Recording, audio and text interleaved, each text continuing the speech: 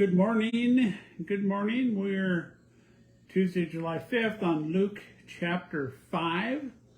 Again, would encourage you to hit pause and read this if you have not. But Luke is continuing his detailed description of giving account of what Jesus did. And first, it's him calling his first disciples, Simon, who's Peter, James, and John. And it's a fishing story. And sometimes I think we have heard these stories so much, or we read it and think big deal, but think of the astonishment at that time. It would have been absolutely amazing. These fishermen catch absolutely nothing. And they go out, and then Jesus has them throw down their net. Simon says, "Master, we toiled all night and took nothing, but at your word I will let down the nets." So Simon Peter follows what Jesus asks, and they catch a huge number of fish. They signal another boat to come over, and they fill both boats with fish. So just an astonishing story, and Peter realizes who Jesus is and says, "Depart from me, for I am a sinful man, O Lord."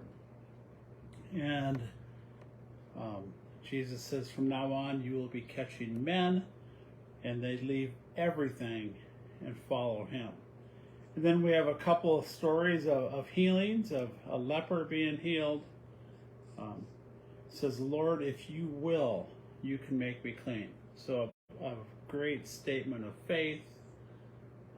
Jesus says, "Hey, don't say anything, but I want you to go to the temple and give an offering for your cleansing as proof to the priests."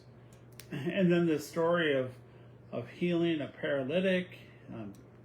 Jesus is teaching. Pharisees, teachers of the law, are sitting there as well. So he's continuing to lay this groundwork of conflict with the Pharisees. And the people cannot get this paralytic man to Jesus, so they let him down through the roof. And Jesus says, "Your sins are forgiven." Scribes and Pharisees begin to question, who is this who speaks blasphemy? So we're getting this undercurrent of conflict with the scribes and the Pharisees and the religious leaders. And Jesus goes ahead and heals the paralytic. And the statement, "We have seen extraordinary things today." And I think that's the purpose of these three stories, is Luke laying out that Jesus is doing extraordinary things. And then the call of Levi the tax collector, leaving everything, he rose and followed him. And Levi puts on a great feast. A large company of tax collectors. Tax collectors would have been really the scum of the earth in the eyes of the Jews. At that time, they worked for the Roman government collecting taxes, and they got paid by taking excess. So, very disliked people group, and the Pharisees see this. And say to Jesus, "Why do you eat and drink with tax collectors and sinners?" Huge deal. To eat with somebody showed a deep acceptance of somebody, and that you were a kindred spirit. So a huge deal in their eyes. And Jesus says, "I've not come to call the righteous but sinners." And then this last little story about why your people not fasting.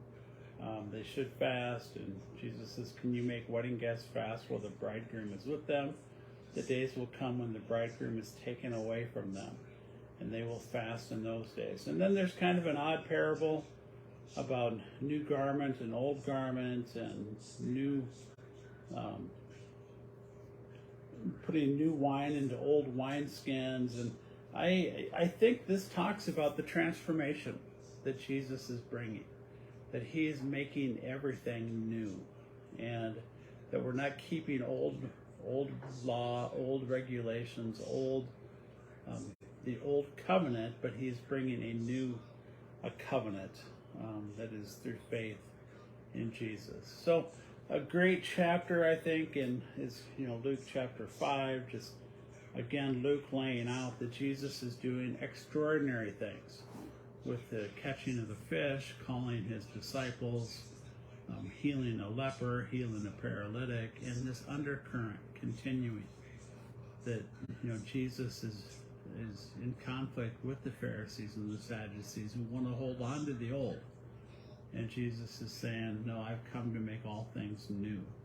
So I hope you have a great day. Let me know if you have any questions or what you're learning as you read Luke. And we'll get on here tomorrow with Luke chapter 6. God bless.